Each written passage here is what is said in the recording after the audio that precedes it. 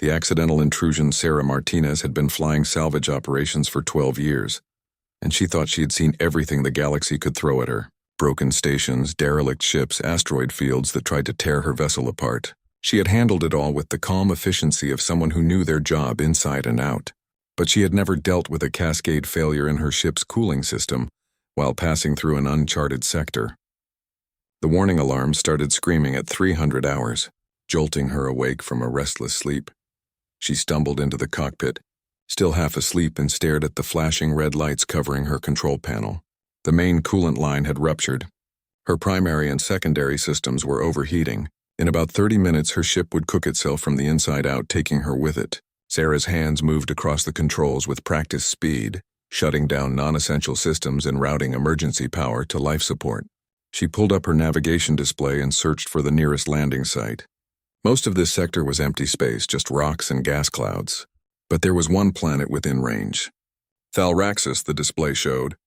She had never heard of it. The planet's data appeared on her screen. Breathable atmosphere, standard gravity, established settlements. Good enough. Sarah plotted a course and pushed her dying ship toward the planet's surface. The descent was rougher than she liked. Her stabilizers were barely functioning, and the ship shook so violently that she thought her teeth might rattle loose. The hull temperature climbed dangerously high as she hit the atmosphere. Warning lights flashed faster. The computer's calm voice informed her that catastrophic failure was imminent. Sarah gripped the controls tighter and focused on keeping the nose up. She broke through the cloud layer and saw land below.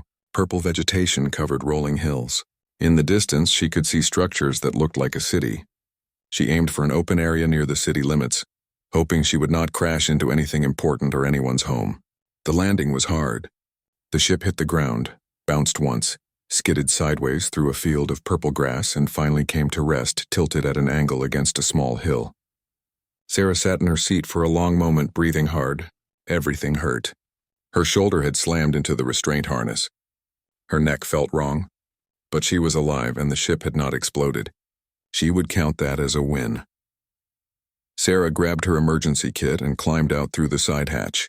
The air outside was warm and smelled like flowers, though not any flowers she recognized. The sky was a strange shade of green with 2 small moons visible even in daylight. She looked around and spotted the city in the distance. It was bigger than she had thought, with buildings that seemed to spiral upward in ways that defied normal architecture. At the center of the city stood a massive structure that looked like it was made from solid gold. It towered over everything else, catching the sunlight and throwing it back in brilliant flashes. Sarah checked her communicator. Dead. The crash had fried most of her equipment. She was going to have to walk to the city and find someone who could help her contact her company. She started walking, limping slightly because her left ankle had twisted during the landing. As she got closer to the city, Sarah began to notice something odd. There were crowds of people moving through the streets, but they were not just any people. They were dozens of different alien species, all moving in the same direction toward the golden structure at the city's center. She recognized some of the species from her years of salvage work. There were Korvathi with their multiple arms and crystalline skin. There were Dalarians, tall and thin with skin that changed colors. There were Zethians who looked almost human except for their silver eyes and floating hair. But there were many more species she had never seen before. Small creatures that walked on 6 legs, large beings that seemed to be made of living stone, floating entities that had no solid form at all. They all wore ceremonial clothing or carried banners with symbols Sarah did not recognize. This looked like some kind of religious event. Sarah felt uncomfortable. She had never been religious herself, and she generally avoided large gatherings. But she needed help, and the city was clearly having some kind of important ceremony. Maybe she could find an official or a guard who could point her to a communication station. She followed the crowd toward the golden structure. As she got closer, Sarah realized it was not just a building. It was a temple, massive and ancient, covered in carvings that seemed to move when she looked at them directly. The entire structure hummed with a low frequency she could feel in her bones. At the front of the temple stood 2 enormous gates. They were closed, sealed tight, made from the same golden material as the rest of the temple. The gates were covered in more of those strange moving carvings. Sarah noticed that the crowd had formed a large circle in front of the gates, leaving a clear space between themselves and the entrance. In that clear space, stood a group of beings wearing elaborate robes. They looked like religious leaders or priests. Sarah watched as one of them, a tall creature with 4 arms and a head like a praying mantis, stepped forward and approached the gates. The crowd fell silent. The robed figure placed all 4 of its hands against the golden surface of the gates. It stood there for several minutes, perfectly still. Nothing happened. The gates remained closed. After a long moment, the figure lowered its hands and returned to the group.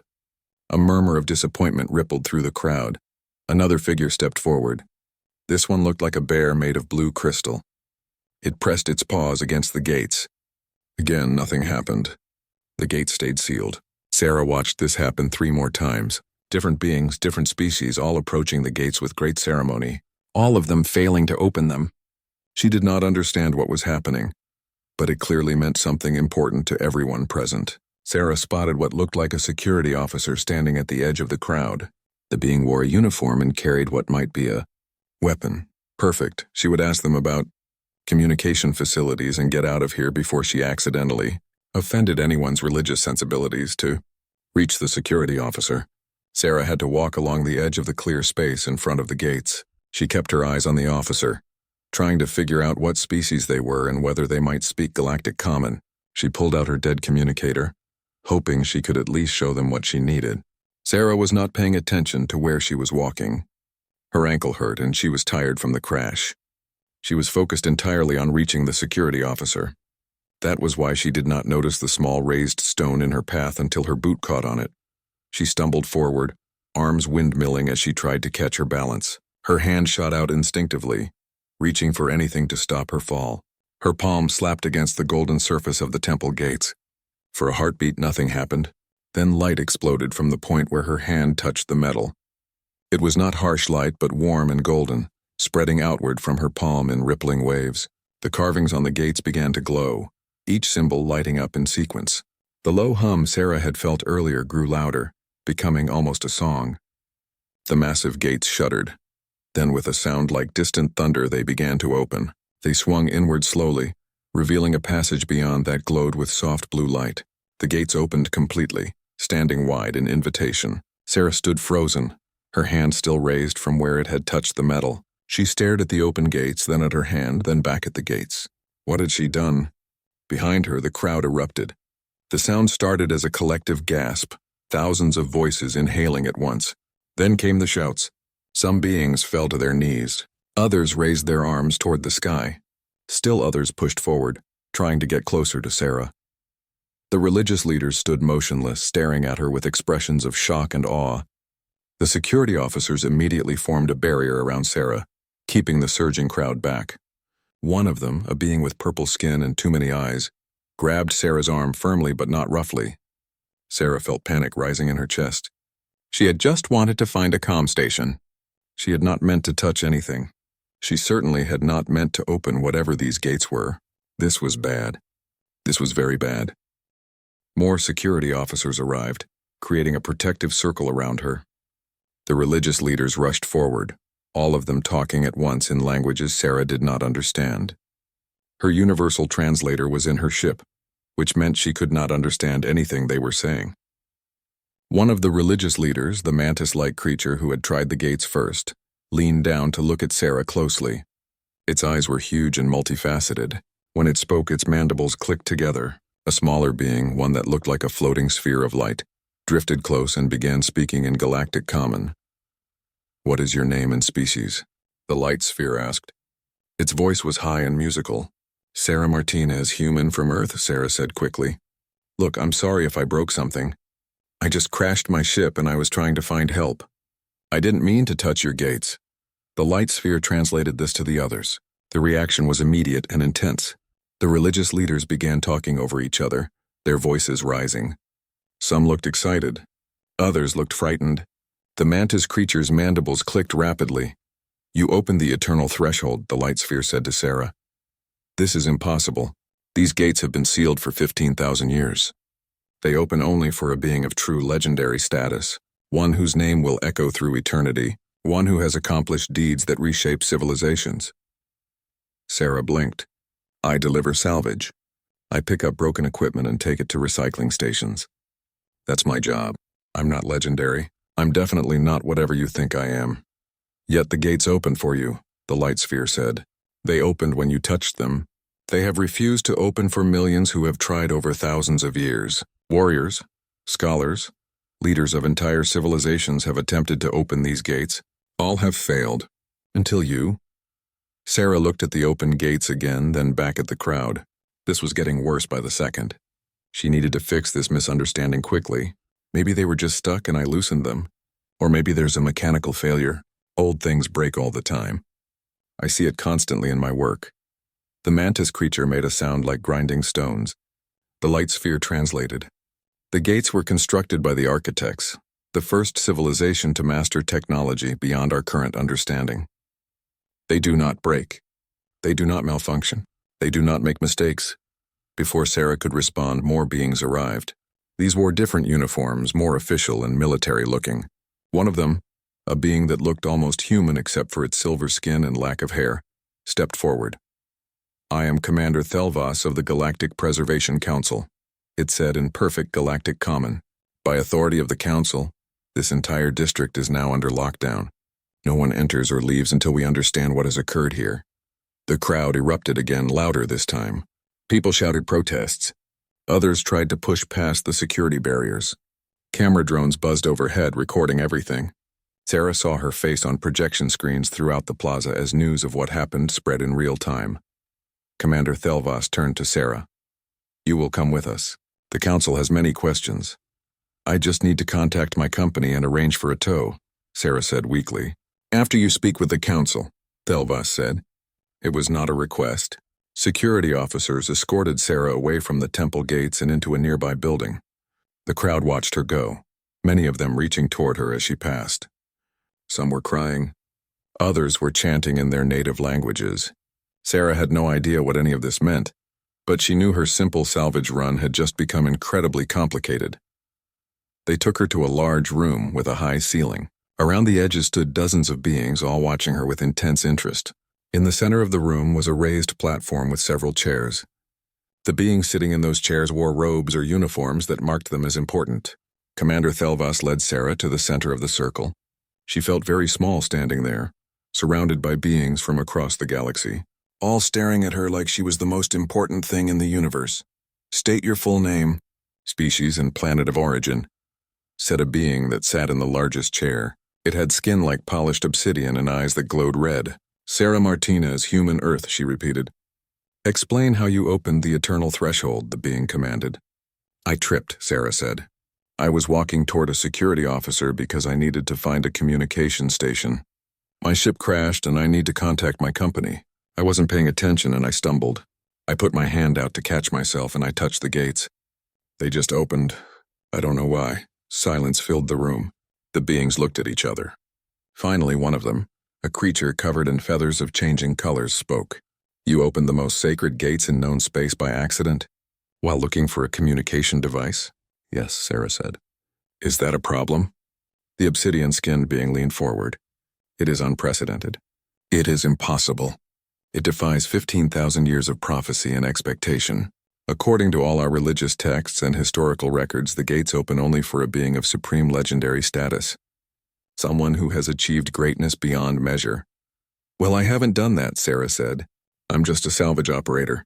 I had a perfect safety record until today, which I'm pretty proud of. And I once found an intact pre-war data core in a debris field that everyone else had passed over. That was cool. But I haven't done anything legendary. Another being, this one looking like a walking mass of vines, spoke up. Perhaps her ship's logs will reveal something. Some hidden accomplishment.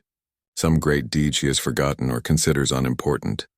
My ship's computer is probably fried from the crash, Sarah said. But you're welcome to check. You won't find anything interesting. Mostly just cargo manifests and fuel consumption reports. Commander Thelvas spoke quietly to another officer, who left the room quickly. We will retrieve your ship's records, Thelvas said. While we wait, tell us about your species. Humans are relatively new to galactic civilization. We know little about you. Sarah shrugged. What do you want to know? We're from Earth. We developed space travel about 80 years ago.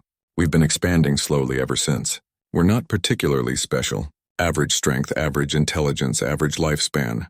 We're kind of in the middle of everything compared to other species. Yet you opened the gates, the obsidian being said. There must be something exceptional about you or your species. Something that explains this. I really don't think so, Sarah said. Humans are pretty ordinary. We work hard, we try to get by, and we deal with problems as they come up. That's about it. The feathered being tilted its head. How did your species reach space? What drove you to leave your world? Sarah thought about this. Curiosity, I guess, and a desire to survive. Earth had limited resources and a growing population. We needed to expand or we would have faced serious problems, so we figured out rockets and started exploring. Many species face resource limitations, the vine creature said. Most accept their fate or find other solutions. Few choose the danger of space exploration. Well, humans are pretty stubborn, Sarah said. When we face a problem, we usually try to solve it rather than just accepting it, even if the solution is difficult or dangerous.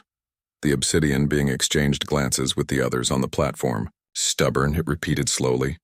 Interesting choice of words. Before Sarah could ask what that meant, the officer returned with a data core. We extracted this from her ship's computer.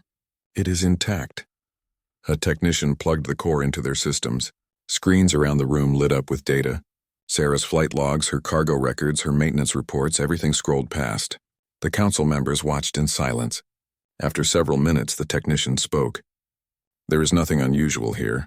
Standard salvage operations. Routine cargo deliveries. Her longest flight was 43 days.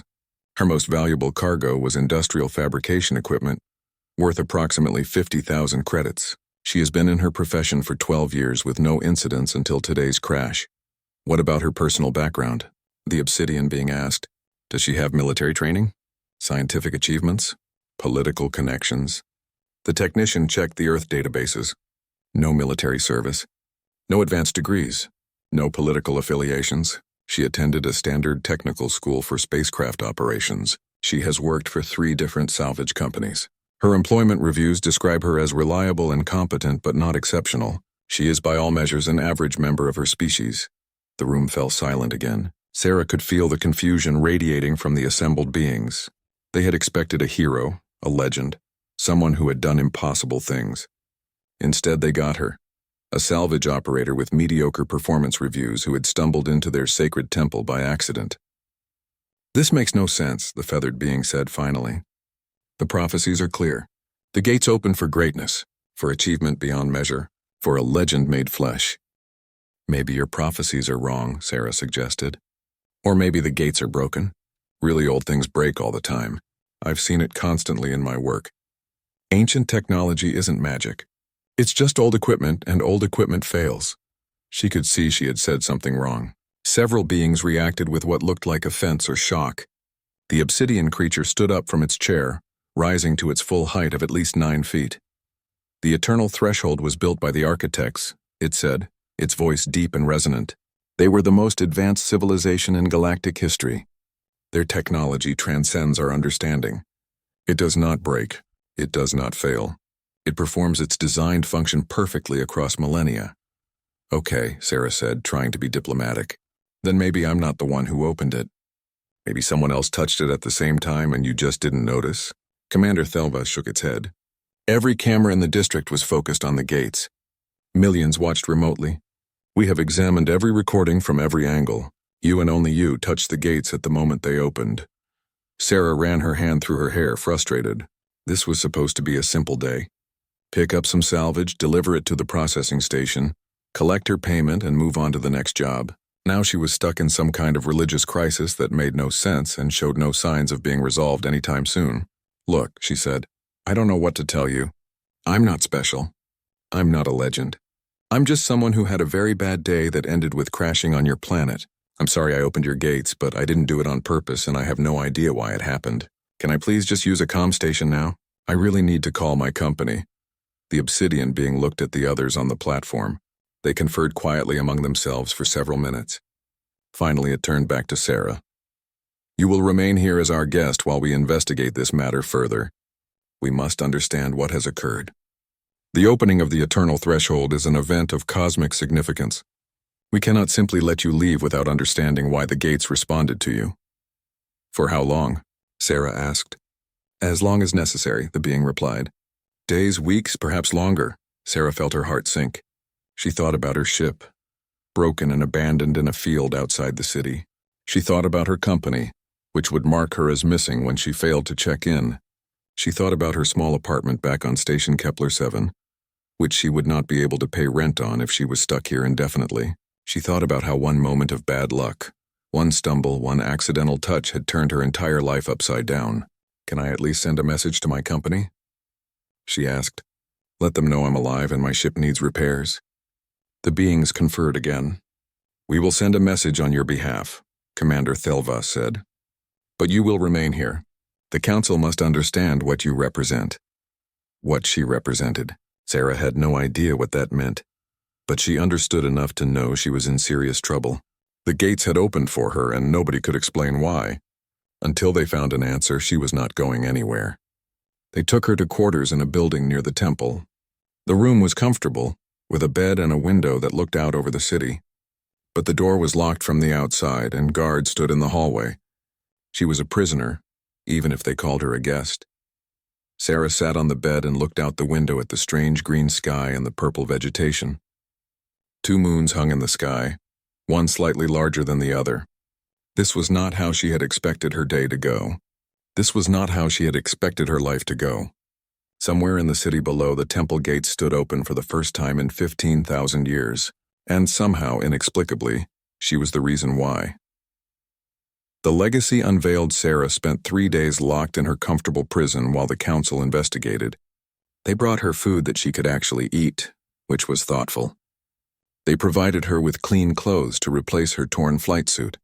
They even gave her access to entertainment systems, though most of the content was in languages she could not understand. But they would not let her leave, and they would not give her straight answers about what was happening. On the morning of the 4th day, Commander Thelvas came to her room with an escort of guards. "The council has made a decision," Thelvas said. "You will enter the temple. You will explore what lies beyond the eternal threshold. We must understand what the architects left behind and why the gates open for you." Sarah had been expecting something like this. "And if I refuse?" she asked. "Then you will remain here indefinitely while we debate what to do with you," Thelvas replied. "This could take years, possibly decades. The council moves slowly on matters of such importance." Sarah sighed. She did not have years or decades. "Fine, I'll go look at whatever's past those gates. But afterward, I need help getting my ship fixed and I need to contact my company. They've probably already written me off as dead." "If you cooperate fully, we will provide all necessary assistance," Thelva said. "You have my word." They returned to the temple with an escort that included religious leaders, scientists, and enough guards to invade a small station. The crowd outside the temple had somehow grown even larger over the past few days. News had spread across the galaxy about the human who had opened the eternal threshold. Ships had arrived from hundreds of worlds, all carrying beings who wanted to witness what would happen next. When Sarah stepped out of the transport vehicle, the crowd erupted in noise. Some cheered. Others chanted in languages she did not recognize. Many reached toward her as she passed, trying to touch her clothes or her hair. The guards formed a tight barrier around her, pushing the crowd back. Sarah kept her head down and walked quickly toward the temple gates. They still stood open just as she had left them. The passage beyond glowed with that same soft blue light. She could not see how far it extended into the darkness. A group of beings waited at the gates. Sarah recognized some of them from the council chamber. The obsidian-skinned leader was there, along with the feathered being and several others she had not seen before. One of them was a creature that looked like it was made entirely of golden mist, constantly shifting and reforming. When it spoke, its voice seemed to come from everywhere at once. "I am Scholar Virith," the golden mist said. "I have studied the architects for 300 years. I will accompany you into the temple along with High Priest Kavalith and Commander Thelvas. We will document everything you see and experience." Sarah looked at the 3 beings who would be joining her. "The more people we bring, the more complicated this gets. Are you sure you all need to come?" "The knowledge within may be beyond price," Virith said. "We cannot risk losing any detail. You will describe everything you encounter. We will record and analyze." "Okay," Sarah said. "But I'm not good at describing things. I once tried to explain a thruster malfunction to a mechanic and they showed up with completely wrong parts." "Do your best," Virith said. Sarah approached the gates and stepped through. The blue light surrounded her immediately, cool and gentle. It felt like walking through water, except she stayed completely dry. Behind her, she heard the others following. The passage beyond the gates was wide and tall, easily large enough for beings 3 times her size. The walls were smooth and covered in symbols that seemed to move when she looked at them directly. The blue light came from the walls themselves, requiring no visible source. They walked forward in silence. The passage sloped gently downward, leading deeper into the temple structure. Every few meters, the symbols on the walls changed, forming new patterns. Sarah noticed they were not random. They seemed to be telling a story, showing images of beings that looked vaguely humanoid but stretched and elongated in ways that made her uncomfortable to look at. "The architects," Vereth whispered. "We have never seen clear images of them before. The walls are showing us their history." The images depicted the architects building, creating, achieving impossible things. They showed cities that spanned entire planets, ships that crossed between galaxies, technology that bent the laws of physics. Then the images changed. They showed the architects at war, but not with another species. They were fighting among themselves. The pictures depicted destruction on a scale Sarah had trouble comprehending. Worlds shattered, stars extinguished, entire sections of space torn apart by weapons she could not understand. "They destroyed themselves," High Priest Kavalith said quietly. The being's voice was deep and sad. "Not entirely," Vereth said, pointing ahead. "Look, the images showed the architects after the war. They looked diminished somehow, smaller and less solid. They were rebuilding, but slowly, carefully. The next sequence showed them constructing this temple, creating the gates, and then doing something strange. They were changing, their forms becoming less physical and more like energy or light. They transcended," Kavalith said with awe. "They evolved beyond physical existence. Or they died in a way we do not understand," Commander Thelvas said. "We cannot know for certain." The passage opened into a vast chamber. It was circular, with a domed ceiling so high it disappeared into darkness above them. In the center of the chamber stood a pillar of pure white light, stretching from floor to ceiling. It was not a light shining on something, but light itself made solid and real. Sarah approached it slowly, the others following close behind. Around the walls of the chamber were more images. These showed the architects at the height of their civilization, then their fall, then their attempts to rebuild. The final images showed them creating something, though Sarah could not tell what. The images were too abstract, too alien in their design. "What is that pillar?" Sarah asked. "I do not know," Vereth admitted. "In all my years of study, I have never encountered anything like it." Sarah reached out toward the pillar of light. "Should I touch it?" she asked. "We did not come this far to hesitate now," Commander Thelvas said. Sarah pressed her hand against the light. It felt warm and solid, like touching sun-heated metal. The moment her skin made contact, the pillar exploded outward in a wave of brilliance. Sarah stumbled backward, blinking spots from her eyes. When her vision cleared, the light had transformed. Instead of a pillar, there was now a sphere floating at eye level, and inside the sphere an image was forming. It looked like one of the architects, but simplified, like a drawing instead of a photograph. When it spoke, Sarah heard the words directly in her mind, translated into English. "Greetings, Inheritor," the figure said. "If you can hear this message, then you have passed our test. You have demonstrated the quality we sought across all the eons, the quality we hoped would emerge somewhere in the galaxy after we departed." "What quality?" Sarah asked aloud. The figure seemed to hear her, though she did not know if it was truly intelligent or just a sophisticated recording. "The ability to persist," it said. "To endure in the face of extinction. To refuse defeat even when defeat seems certain. To adapt and overcome regardless of the obstacles placed before you." The image changed, showing the architect's civilization again. "We became too successful," the figure continued. "We solved every problem we encountered. We eliminated disease, aging, scarcity, conflict. We made our existence perfect. And in that perfection, we grew weak. When challenges arose, we had forgotten how to face them. We had lost the essential quality that allowed us to rise in the first place." Sarah watched as the images showed the architect's civilization stagnating, then fracturing, then falling into war.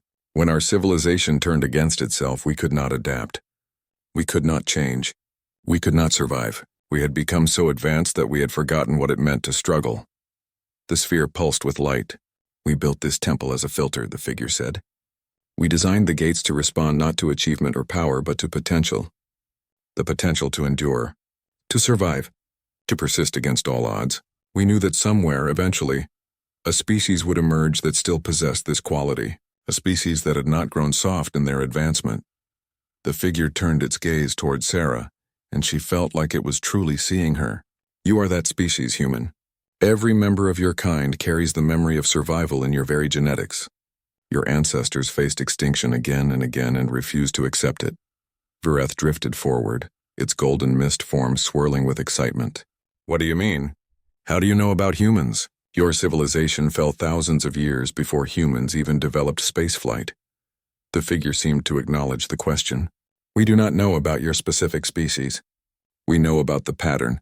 We designed the gates to recognize the signs of persistent survival. High adaptability, aggressive immune response, redundant biological systems, psychological resistance to despair. These traits mark a species that has faced repeated extinction events and survived them all. Commander Thelvas stepped forward. Are you saying the gates opened for her because humans are survivors? The gates opened because humans are the most persistent survivors this galaxy has produced in the time since our departure, the figure said.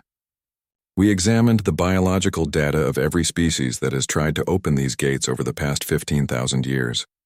None possess the combination of traits we were seeking, until now. The sphere expanded and new images appeared. They showed Earth's history. Ice ages, asteroid impacts, volcanic winters, mass extinction events that should have ended all life. Yet life persisted. It adapted. It survived. Your planet experienced 5 major extinction events, the figure said. Any one of these should have ended all complex life on your world. Yet not only did life survive, but it thrived. It evolved. It became more complex, not less. This is extraordinary. This is unprecedented in our records. Sarah stared at the images of Earth's violent history. She had learned about this in school, but seeing it displayed by an ancient alien intelligence made it feel more real somehow. We got lucky, she said. That is not luck, the figure corrected. That is persistence. That is adaptation. That is the refusal to accept extinction. These are the qualities we sought. High Priest Kavalith moved closer to the sphere, its massive form trembling slightly. What knowledge did you leave for us? What secrets lie within this temple? Everything we learned, the figure said. All our technology, all our science, all our understanding of the universe. We leave it to you with hope that you will succeed where we failed. The sphere pulsed again, and Sarah saw doorways around the chamber that had not been visible before. Each one glowed softly, inviting exploration. Each vault contains knowledge of a different discipline, the figure explained. Physics, biology, engineering, medicine, mathematics. It is all here waiting. Vireth made a sound like wind chimes. This is beyond comprehension. This knowledge could advance galactic civilization by millennia. It could, the figure agreed, but we offer you a warning. We advanced too quickly. We achieved too much too soon. We lost the ability to struggle, to adapt, to change. Do not make our mistake. Take this knowledge slowly. Integrate it carefully. Maintain your ability to face challenges. The moment you lose your capacity to struggle, you begin to die as we did. Sarah thought about the warning. It made sense in a way. She had seen it in her own work. Salvage operators who relied too heavily on automated systems often made mistakes when those systems failed. People who never faced challenges never learned how to handle them. The sphere began to collapse back into a pillar. The knowledge is yours to take, the figure said. Use it wisely. Share it carefully. Remember that advancement without wisdom leads to destruction. Remember that comfort without challenge leads to weakness. Remember that survival requires constant adaptation. The figure faded completely, and the pillar of light solidified again. The chamber fell silent except for the soft hum of energy in the walls. Sarah looked at her companions. They all seemed stunned, overwhelmed by what they had witnessed. We must report this to the council immediately, Commander Thelvas said. The implications are staggering. They returned through the passage to the temple entrance. The crowd outside had grown even larger, if that was possible. When Sarah emerged from the gates, the noise was deafening. Millions of beings across thousands of species, all reacting to the news that the temple had been opened and explored. The council convened an emergency session within hours. Representatives from every major civilization in the galaxy gathered to hear what had been found. Sarah stood in the center of the chamber again, but this time she was not alone. Virith, Kavalith, and Thelva stood with her, all of them giving their reports. The obsidian-skinned council leader listened to everything, its red eyes glowing brighter as the implications became clear. "You are saying," it said slowly, "that the architects left their entire accumulated knowledge as a gift, and that humans are the species designated to access it." "That is correct," Virith said. "The gates will open for any human. We tested this theory with recorded human genetic data. The gates responded positively. Any member of the human species could potentially access the temple." The chamber erupted in chaos. Representatives from older, more established civilizations objected loudly. Humans were newcomers, barely a century in space. How could they be given such responsibility? Others argued that the architect's choice must be respected, that the temple had made its decision. The debate raged for hours. Sarah stood quietly through most of it, feeling exhausted and overwhelmed. Finally, the obsidian being raised its hand for silence. "We must decide how to proceed," it said. "The knowledge within the temple could benefit all civilizations, but it must be accessed and distributed carefully, as the architects warned. I propose we form a new governing body, the Council of Persistence. Humanity will hold a permanent seat, as they are the designated inheritors, but all major civilizations will be represented." More debate followed, but eventually, an agreement was reached. The Council of Persistence would oversee the careful exploration and distribution of architect knowledge. Sarah would serve as the primary liaison, as she had been the first to enter the temple and the gates responded most strongly to her.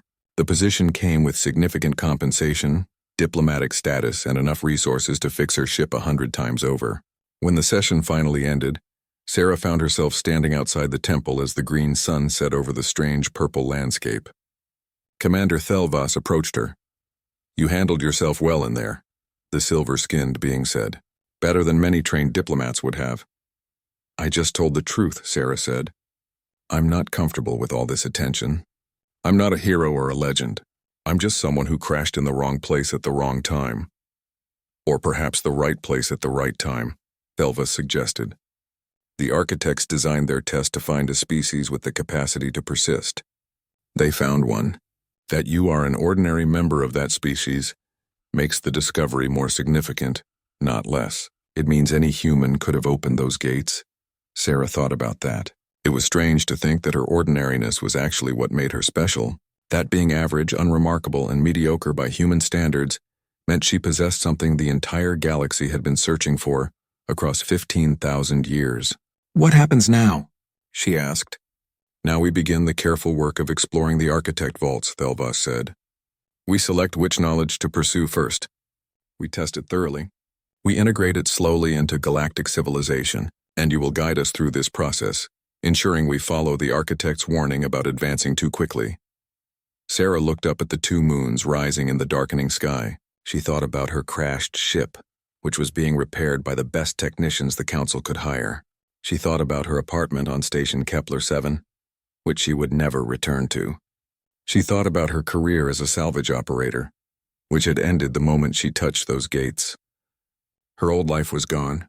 A new one was beginning, strange and uncertain and filled with responsibilities she had never asked for. But humans were good at adapting. They always had been. It was literally in their genetic code, apparently. Over the following months, a new order emerged in galactic civilization.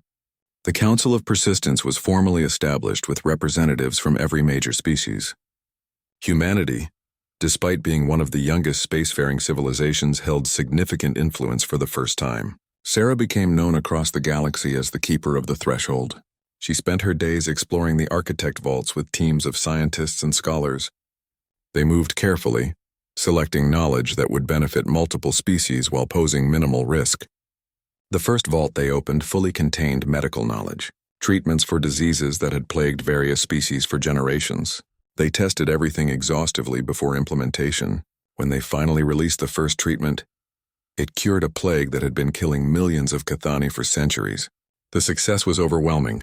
More vaults were opened over time, physics knowledge that improved space travel efficiency, agricultural techniques that could feed billions, clean energy systems that required no rare resources. Each advancement was tested, verified and shared across the galaxy. Some civilizations complained about the slow pace. They wanted everything immediately, all the knowledge at once. Others argued they were still moving too fast, that they needed even more caution. Sarah learned to ignore most of the political noise and focus on her work. She also learned that being the keeper of the threshold came with unexpected benefits. She never had to pay for meals at restaurants.